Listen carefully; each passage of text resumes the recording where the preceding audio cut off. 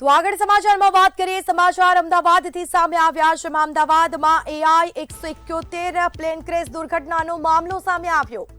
12 જૂન 2025માં અમદાવાદમાં બનેલી પ્લેન ક્રેશની આ ઘટના 1 વર્ષ થવા આવ્યું છતાં હજી ઘણાને વળતર નથી મળ્યું।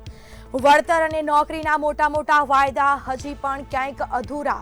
હજી પણ પીડિત પરિવારો ન્યાય માટે ફાફા મારી રહ્યા છે। અનેક રજૂઆતો છતાં કાર્યવાહી નહીં થયાના પણ આક્ષેપો કરાયા। 1 વર્ષ બાદ પણ અકસ્માતનું સાચું કારણ અજાણથી રોષે લોકો ભરાયા। બ્લેક બોક્સ ડેટા જાહેર કરવાની પરિવારો દ્વારા માંગ કરાઈ। ટાટા સરકારના વચનો પૂરા કરે તેવી પીડિત પરિવારોએ માંગ કરી। AI 171 પ્લેન ક્રેશ મામલે સરકારનો રિપોર્ટ હજી પણ બાકી જોવા મળ્યો। તો આપણી સાથે સંવાદદાતા કિંજલ બોરીસા ન્યૂઝરૂમથી લાઈવ જોડાઈ ચૂક્યા છે। જે કિંજલ, અમદાવાદમાં જે પ્લેન ક્રેશની દુર્ઘટના બની હતી, ઘણા લોકોને હજી વળતર નથી મળ્યું, લોકોમાં રોષ જોવા મળ્યો છે, શું છે વિગત? જી, અમદાવાદની સાથે સાથે વિશ્વભરમાં જે 12 જૂન 2025નો દિવસ છે તે કાળો દિવસ હતો, કારણ કે જ્યારે એર ઇન્ડિયાની જે લંડન જતી ફ્લાઇટ છે તે અમદાવાદથી ઉપડી હતી, પરંતુ તે માત્ર થોડીક જ સેકન્ડોમાં જે ભડકે બળી હતી પ્લેન ક્રેશની દુર્ઘટના અમદાવાદમાં થઈ હતી। અને ત્યારબાદ જે પ્લેનમાં સવાર જે ગુજરાતના પૂર્વ મુખ્યમંત્રી વિજય રૂપાણીની સહિત તમામ માત્ર એક મુસાફરને છોડીને તમામ 342 જેટલા મુસાફરો અને ક્રૂ મેમ્બરો છે તે ભડતું થઈ ગયા હતા। ત્યારે હવે 1 વર્ષ પૂર્ણ થવાને આરે ગણતરીના દિવસો બાકી છે, તેમ છતાં પણ હજુ જે પ્લેન ક્રેશના જે પીડિત પરિવારો છે તે હજુ પણ ન્યાય માટે આમથી આમ ભટકી રહ્યા છે। જે એર ઇન્ડિયા જે ટાટાનું પ્લેન હતું, તેમ છતાં પણ ટાટા દ્વારા અનેક વખત વાયદા અને વચનો આપવામાં આવ્યા છે।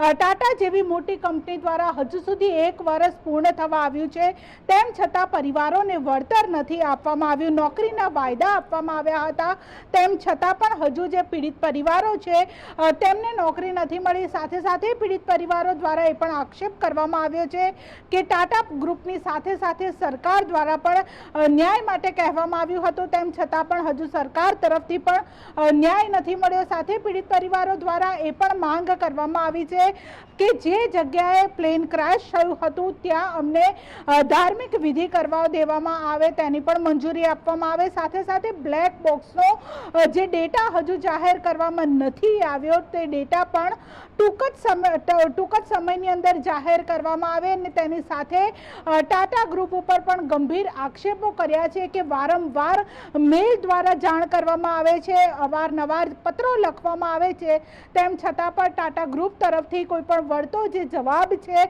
તે આપવામાં નથી આવતો। માત્ર જ્યારે પ્લેન ક્રેશની દુર્ઘટના થઈ તે બાદ જે ટાટા ગ્રુપના જે કંપનીના મેમ્બરો હતા તેમના દ્વારા પીડિત પરિવારોને મળીને માત્ર જે મોટા વાયદા અને વચનો છે તે આપવામાં આવ્યા હતા, સાંત્વના આપવામાં આવી હતી, પરંતુ જેમ સમય વીતતો ગયો તેમ કંપની છે, ટાટા ગ્રુપ છે, તેના દ્વારા જે અનેક જે પીડિત પરિવારો છે તેમને વળતરના નામે માત્ર આશ્વાસન અને જે વાયદા અને વચનો છે તે આપવામાં આવ્યા છે। ત્યારે હજુ પણ હવે 1 વર્ષ પૂર્ણ થવાને આરે છે, ત્યારે હજુ પણ આ પીડિત પરિવારો છે તે ન્યાયની માંગ કરી રહ્યા છે, વળતરની માંગ કરી રહ્યા છે, કારણ કે કંપનીના વાંકે અને જે હજુ પણ બ્લેક બોક્સમાં જે ડેટા રેકોર્ડ થયેલો છે, હજુ પણ પ્લેન ક્રેશનું સાચું કારણ છે તે બહાર નથી આવ્યું। ત્યારે બ્લેક બોક્સનો જે ડેટા છે અને તેની જે હાર્ડ ડિસ્ક છે તે પણ પરિવારોને સોંપવામાં આવે તેવી પણ માંગ છે તે પીડિત પરિવારો કરી રહ્યા છે। ત્યારે હવે ટાટા ગ્રુપ છે